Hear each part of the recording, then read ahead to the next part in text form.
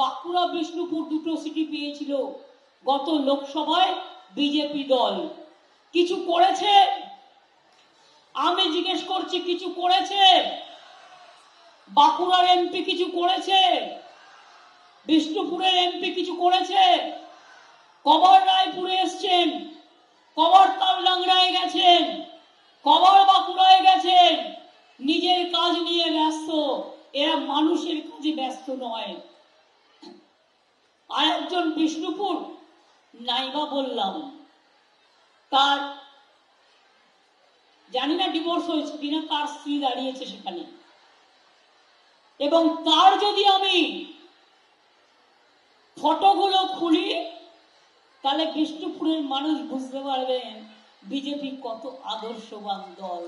যারা মিথ্যে কথা বলে বেড়ায়, সব ছবি আমার কাছে আছে। মনে রাখবেন, শাড়ি এবং সারনা ধর্ম কেন্দ্রকে স্বীকৃতি দিতে হবে। আমরা চিঠি দিয়েছি, আমরা যা করার করেছি, তা সত্ত্বেও করছে না। উপরন্ত কি করেছে?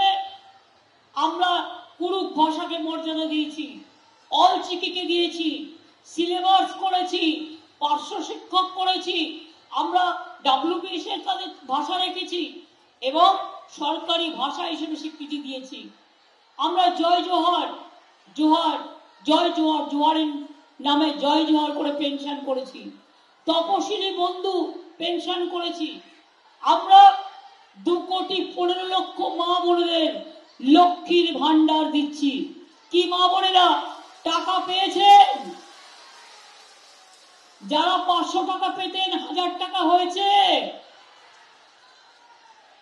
যাদের 60 বছর বয়স হয়ে গেছিল 606 লাখ ছিলেন, আমি বলেছিলাম 60 বছর বয়স হয়ে গেলেও আপনাদের প্রোগ্রাম চলবে, আপনারাও টাকা পেয়েছেন নিশ্চয়ই। আমি অলরেডি করতে বলে দিয়েছিলাম, বাজেটে আমাদের ছিল। যার 60 বছর বয়স হয়ে যাবে লক্ষ্মীর ভান্ডার সেও সারা জীবন পাবেন, এটা মাথায় রাখবেন, এটা আপনাদের মেয়েদের গ্যারেন্টি।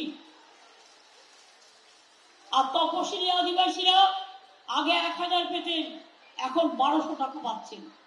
আর লক্ষ্মীর ভান্ডার সবার জন্য, আমার মা, আম্মা, মাদার সকলের জন্য। মনে রাখবেন, আমরা মনে রাখবেন, ফরেস্ট পাট্টা দিই, কমিউনিটি ফরেস্ট পাট্টা দিই। কেন্দু পাতার দাম বাড়িয়েছি, হাতে কাউকে মেরে ফেললে সঙ্গে সঙ্গে চাকরি, 5 লক্ষ টাকা। এছাড়াও বিরসা মুন্ডা, পণ্ডিত রঘুনাথ মুর্মুর জন্মদিনে ছুটি দিয়েছি, হুল দিবসে ছুটি দিয়েছি, করম পূজায় ছুটি দিয়েছি, বিরসা মুন্ডা বিশ্ববিদ্যালয় করেছি, রঘুনাথ মুর্মু তার নামে অনেক ইনস্টিটিউশন তৈরি করেছি। আর যারা মনে রাখবেন আশ্রমিক স্টুডেন্ট ছিল, তারা আগে 1000 টাকা পেত, অনেক সময় খাওয়া দাওয়া ঠিক মতো পেত না, তাই এখন তাদের ব্যাংক চেকে 1800 টাকা করে যায়, যারা আদিবাসী ছেলেমেয়েরা যারা বিভিন্ন আশ্রমিক স্কুলে থাকেন।